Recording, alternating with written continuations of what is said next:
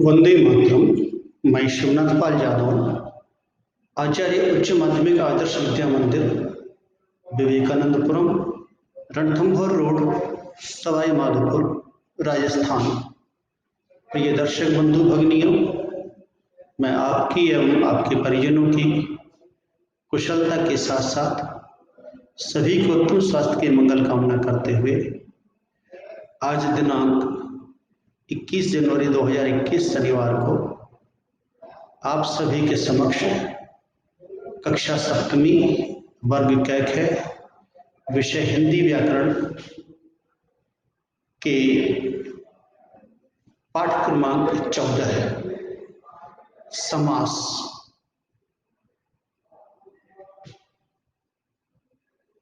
के प्रकरण के अंतर्गत परिचय, अर्थ, परिभाषा एवं उदाहरणों पर चर्चा के लिए आप सभी के समक्ष उपस्थित रहते हुए एवं सहयोग की अपेक्षा करते हुए मैं अपना विषय आरंभ कर रहा हूं। पहला बिंदु है हमारा परिचय। समास शब्द का अर्थ है समधन आस, अर्थात पास बिठाना, नजदीक लाना, अर्थात शब्दों को बिल्कुल पास पास बिठाना जिससे कम शब्द प्रयोग करके अधिक अर्थ प्राप्त किया जा सके।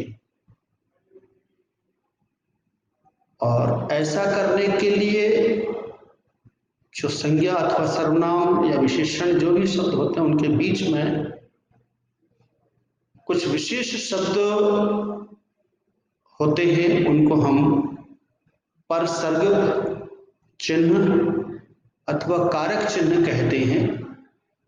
उन चिन्हों को हम हटा करके और उन शब्दों को संक्षेप कर सकते हैं, अर्थात छोटा कर सकते हैं। शब्द को संक्षिप्त करना और अर्थ में परिवर्तन नहीं आए, अर्थ में बिना परिवर्तन हुए ही उन शब्दों को छोटा कर देना, अर्थात संक्षिप्तीकरण ही समास का वास्तविक अर्थ है।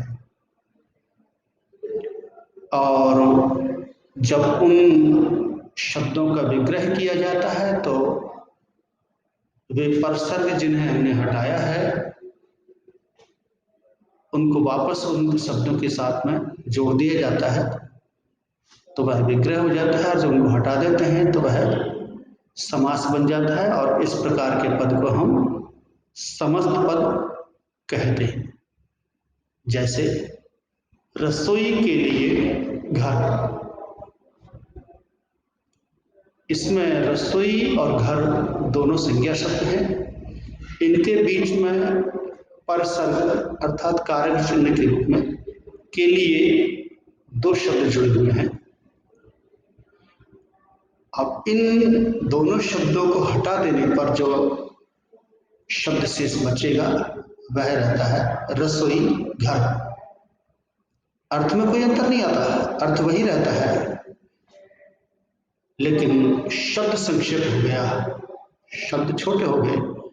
रसोई के लिए घर, तो रसोई के लिए घर अर्थात चार शब्द हैं। चार शब्दों को छोटा करके दो शब्दों से काम हमारा हो रहा है, तो यह रसोई घर शब्द जो है हमारा बन जाता है।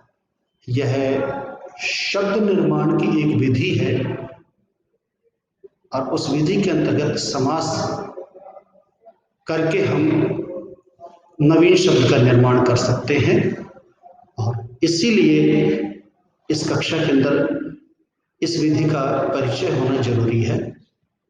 अभी हमने रसोई के लिए घर जो शब्द था उसमें समास जो बनाया है रसोई घर बनता है, और रसोई घर जो शब्द बना है इसे हम सामासिक पद अथवा समस्त पद भी कहते हैं। दूसरा जो बिंदु हमारा आ रहा है परिभाषा।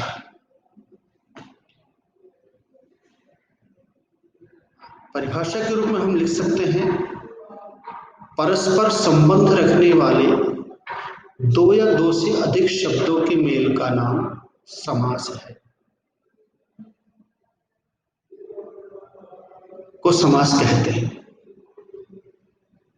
परस्पर संबंध रखने वाले दो या दो से अधिक शब्दों के मेल को हम समास कहते हैं। जैसे राजा का पुत्र, तो राजा का पुत्र, राजा और पुत्र का जो है संबंध है दोनों का आपस में, और वह संबंध का शब्द बता रहा है, अर्थात ये का शब्द यहाँ पर परसर्ग के रूप में अर्थात कारक चिन्ह के रूप में काम में आ रहा है।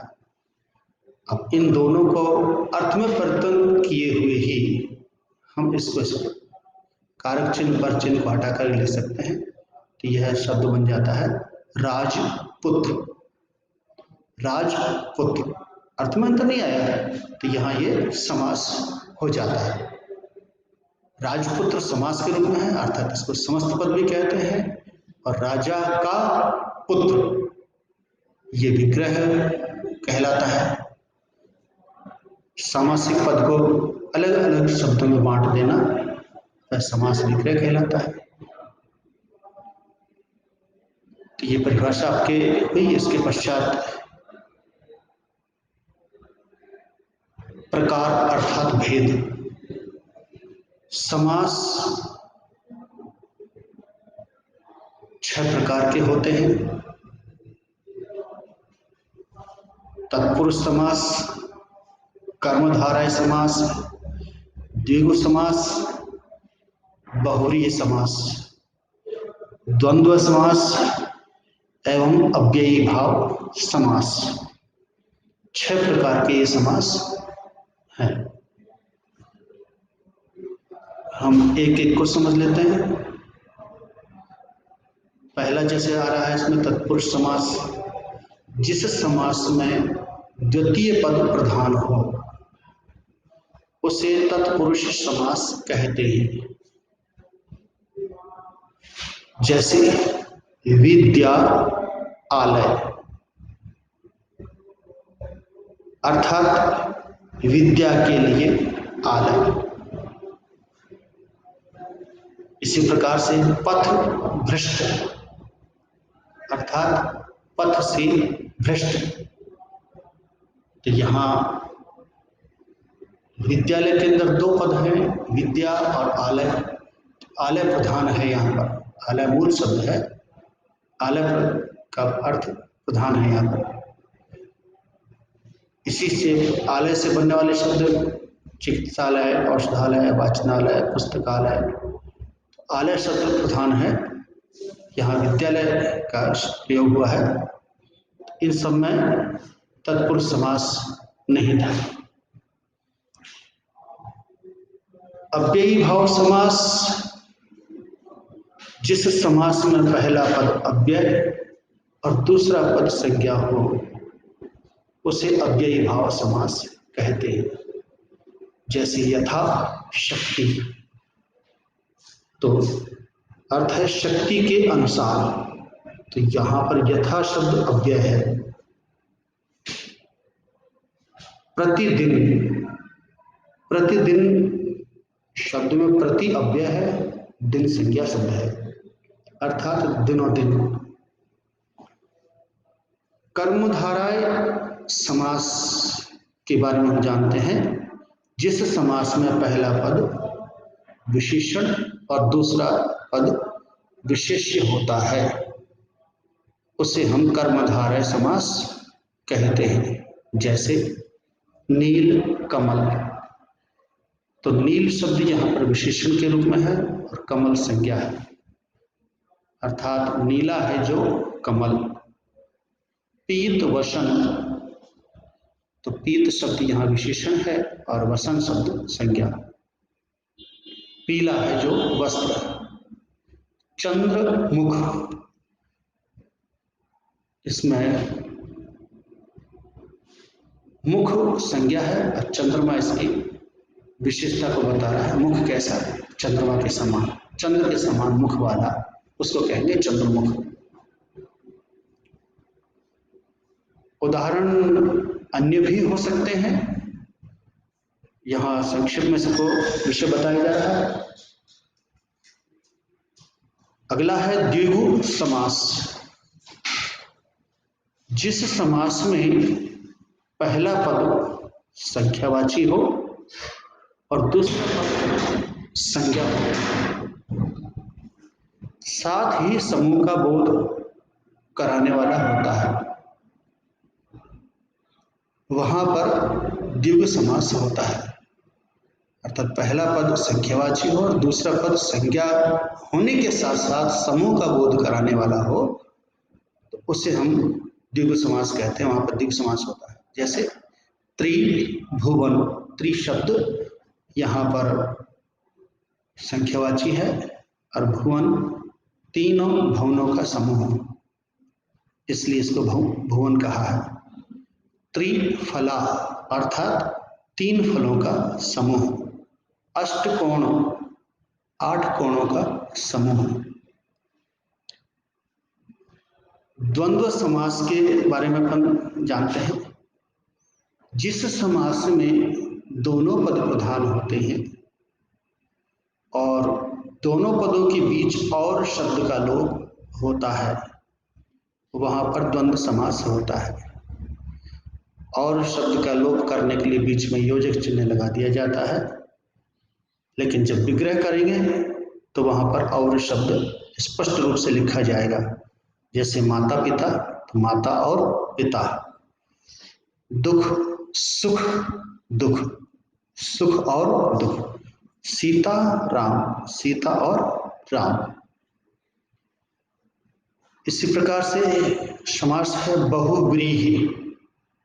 बहुव्रीहि समास जिस समास में प्रस्तुत पद की प्रधानता न हो करके अन्य पद प्रधान होता है, अर्थात दिए गए पद प्रधान नहीं होकर के अन्य पद प्रधान होता है, उसे हम बहुव्रीहि समास कहते हैं। जैसे चतुरानन, चार हैं आनन जिसके, आनन कहते हैं अंग, चार अंग हैं। तो अर्थात ब्रह्मा के लिए प्रयुक्त होता है चतुरानन। चक्र पाणी, चक्र है जिसके हाथों में, तो पाणी अर्थात हाथ, तो चक्र है पाणी में अर्थात जिसके हाथों में चक्र है, उसे कहते हैं चक्रपाणी। और यह चक्रपाणी शब्द विष्णु के लिए प्रयुक्त होता है, तो ये यहाँ पर बहुव्रीहि समास के रूप में है।